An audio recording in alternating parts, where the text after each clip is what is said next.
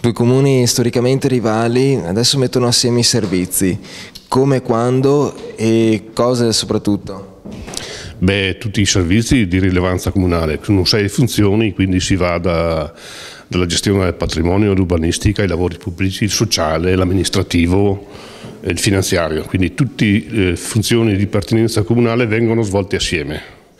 Per ogni funzione ci sarà un responsabile di settore, evidentemente.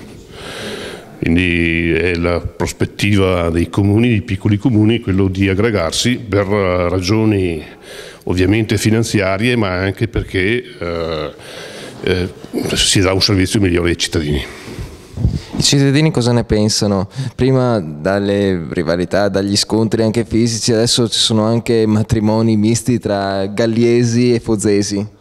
Beh, ovviamente il progresso civile e sociale delle nostre popolazioni evidentemente ha portato a questo. Ci sono moltissimi matrimoni tra ragazzi di Foggia e ragazze di Gaglio, quindi è l'evoluzione del tempo.